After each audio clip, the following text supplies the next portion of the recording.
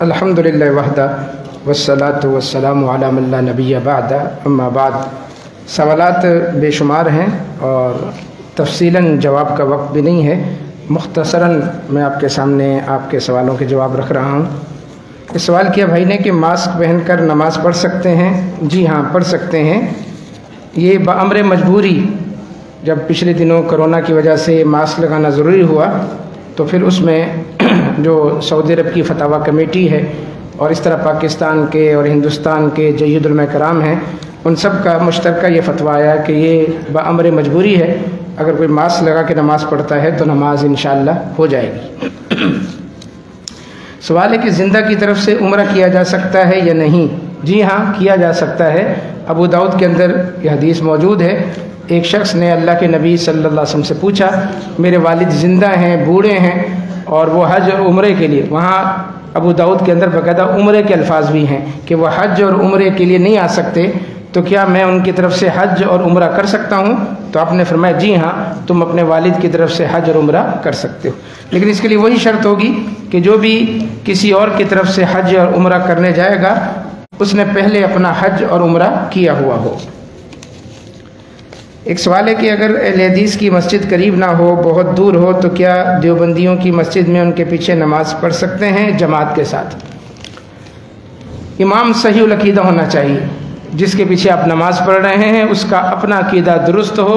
Number 1، اور number 2 وہ سنت کے مطابق نماز پڑھا رہا ہو تو آپ اس کے پیچھے نماز پڑھ لیں۔ یہ 2 چیزیں آپ چیک کر لیں، پہلے اس کا عقیدہ کیسا ہے، اس کا اللہ کی ذات کے متعلق کہ اللہ کہاں ہے، اللہ کی ذات کے متعلق کہ اللہ کہاں ہے،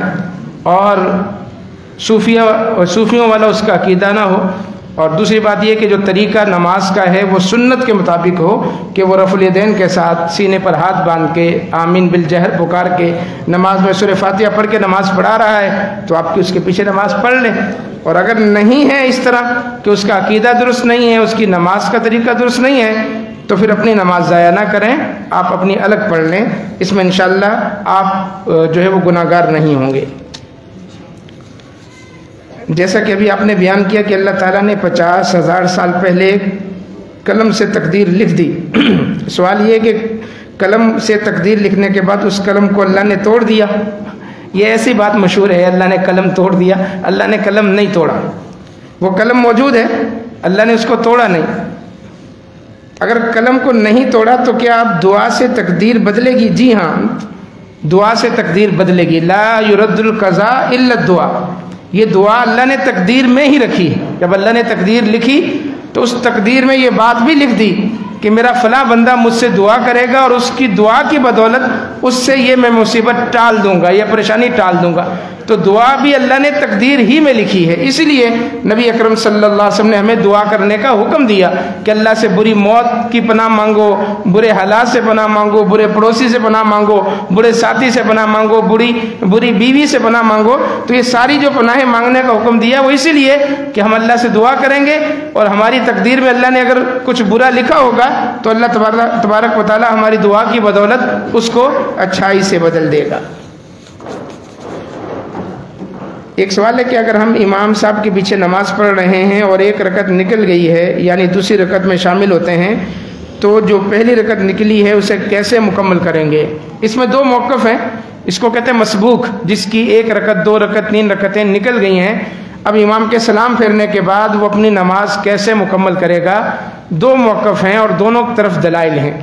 ایک موقف یہ ہے کہ وہ اپنی نماز جو اس کی 1 رکعت نکلی ہے، وہ پہلی رکعت جو چونکہ نکلی ہے تو وہ اس کو پہلی رکعت کر کے ادا کرے گا، پہلی رکعت کی نیت سے پہلی رکعت کے طریقے سے پڑھے گا۔ اور دوسرا موقف جو ہمیں زیادہ اچھا لگتا ہے وہ موقف یہ ہے کہ ترتیب ضروری ہے، 3 رکعتیں آپ نے امام کے ساتھ پڑھ لی ہیں، اب آپ کی اگرچہ پہلی رکعت نکلی ہے لیکن ترتیب کے حساب سے وہ 4تھی رکعت ہے، تو اس پہلی رکعت کو جو رہ گئی ہے آپ 4تھی رکعت پڑھ کے 4تھی رکعت سمجھ کے اس کو ادا کریں گے۔ بہرحال دونوں طرف جو ہے وہ دلائل ہیں، جو آپ کے لیے آسانی ہو اس کے مطابق آپ عمل کریں۔ دوسرا یہ کہ ہم نماز پڑھ رہے ہیں گھر میں تو یاد نہیں رہا کہ 4 پڑھی ہیں یا 5 یا 3 یا 4، تو اس کو کیسے صحیح کریں؟ اس میں نماز کے اندر ہی اگر آپ کو خیال آ گیا ہے کہ میں نے 4 پڑھنی تھی لیکن 3 پڑھی ہیں، کیونکہ یہ چیز نماز کے اندر ہی آئے گی۔ اگر نماز کے اندر ہی اس کا خیال آیا ہے کہ نہیں 3 پڑھی ہیں اور پڑھنی 4 تھی، اور اس پہ آپ کا دل پختہ ہے، یقین ہے آپ کو کہ میں نے 3 پڑھی ہیں، تو 1 رکعت اور پڑھیں اور آخر میں سجدہ سہو کر لیں۔ اور اگر یہ خیال آ رہا ہے کہ میں نے 5 پڑھ لی ہیں، 4 پڑھنی 4 تھی لیکن یہ میری 5ویں رکعت ہو گئی ہے، تو اس رکعت کو بھی ادا کریں اور آخر میں 2 سجدہ سہو کر لیں۔ یعنی نماز کے دوران ہی جو چیز آپ کو یاد آ رہی ہے اور جس چیز پر آپ کا دل زیادہ مطمئن ہو رہا ہے اس پر اعتماد کرتے ہوئے آپ نے عمل کرنا ہے۔ 3 پر دل مطمئن ہو رہا ہے تو 1 رکعت اور پڑھ لیں گے، 4 پر مطمئن ہو رہا ہے تو 4 پڑھ لیں آپ اور سلام پھیر دیں، اور اگر 5 پر مطمئن ہو رہا ہے اب نماز دہرانے کی ضرورت نہیں ہے، آخر میں 2 سجدہ سہو کر لیں، انشاءاللہ آپ کی نماز مکمل ہوگی۔ یہ آخری سوال ہے کہ چاشت، اشراق اور اوابین نمازیں الگ الگ ہیں، الگ الگ وقت ہیں، یا کوئی ایک ہی نماز ہے؟ یہ ایک ہی نماز ہے جس کو عربی میں صلاۃ ضحیٰ کہا گیا ہے۔ یہ ہم نے اس کے ترجمے کر لیے اشراق یا چاشت، یہ ایک ہی نماز ہے صلاۃ ضحیٰ۔ اور امام ابن باز رحمہ اللہ نے لکھا ہے کہ سورج نکلنے کے 10 منٹ کے بعد، جیسے عام طور پر مساجد میں ہم بیٹھ کر انتظار کرتے ہیں اور سورج نکلتا ہے تو پڑھتے ہیں، کہتے ہیں یہ اشراق کی نماز ہے، کم از کم 2 رکعت سورج نکلنے کے فوراً بعد آپ نے پڑھ لی، یہ اشراق ہے۔ اور پھر اس کے بعد سورج ایک نیزے کے بقدر بلند ہو گیا، یعنی جس وقت ہم عام طور پر عیدین کی نماز ادا کرتے ہیں 1 گھنٹے 1.5 گھنٹے کے بعد، تو اگر سورج ایک نیزے کے برابر نکل چکا ہے اور اس وقت پڑھیں گے